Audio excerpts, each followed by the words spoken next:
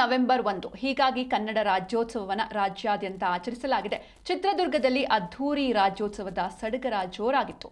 ನಗರದ police parade ಗ್ರೌಂಡ್ನಲ್ಲಿ ಸಚಿವ D Sudhakar ಧ್ವಜಾರೋಹಣವನ್ನು ನೆರವೇರಿಸಿದರು.